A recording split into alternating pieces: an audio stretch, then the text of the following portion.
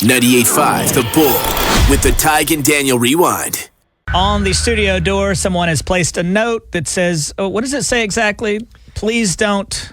It basically says don't come in the studio while the guys are on the air because it distracts them, and we're trying to get them to do a good morning show for once. So little Tattle Tige talked to the program director. I know. It was a miracle that Tattle Tige talked to the program director, and then mysteriously a note appears on the door saying, please wait until 10 a.m. weekdays to visit the Bull Studio. If you have any questions, come see me. Thanks, Dina, the program director.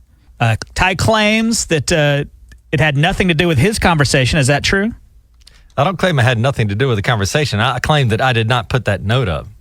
I know that you didn't, but did it have anything to do? Nor did I request the note be put up. So just it mysteriously appeared after you talked. Audio, please. You want audio? Yeah. So just mysteriously appeared after you spoke with the program director? I didn't tell her to put a note up, but go ahead with your audio. It's another miracle that's happened with Tige. What's it like to be surrounded by miracles, Tige? Like a lot of times, like the board will, it won't capture a recording, or we'll just go into another song. Or one time, Daniel told me that I stole his pen. Mm-hmm. I said, I didn't steal your pen, dude. He's like, oh, well, I guess it just magically appeared on your side of the table. It was a miracle. And it turned out somebody had moved it. It was no miracle. A miracle happens all the time with Tige, a miraculous fellow.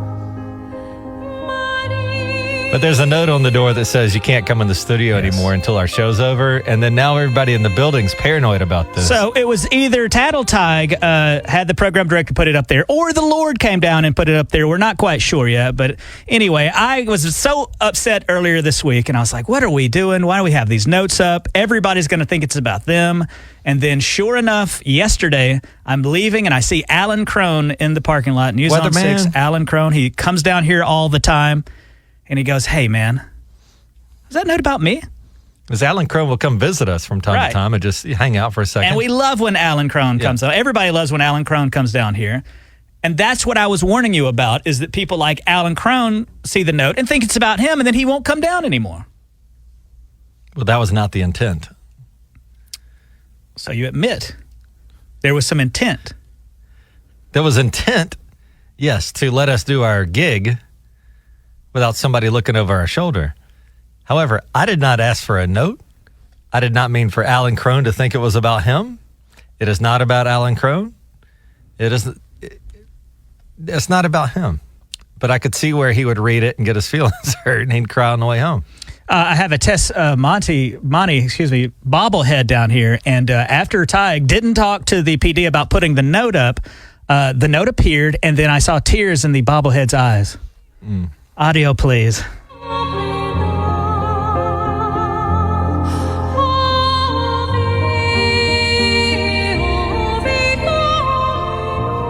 Well, then, why don't you just take the note down? I did take it down, and then you said it was disrespectful to your boss take it down. Yeah, your boss puts a note up. Mm-hmm. Then Daniel, the little worker bee, the underling, goes, I know more than the boss. And he goes and rips the note down. Then you made me feel bad. That's totally crazy. Then you made me feel bad, so I retyped the note and put it right back up, okay? I'm not passive-aggressive like you. But he retyped the note with misspellings in it to make our boss look dumb. So it says please, but it's misspelled and all this stuff. I swear I've seen about 4 people stop by the front of the studio. They look at the note, see the misspellings, they just shake their head and walk off. Yeah, so you did put the note up, but you misspelled everything in it to make your own boss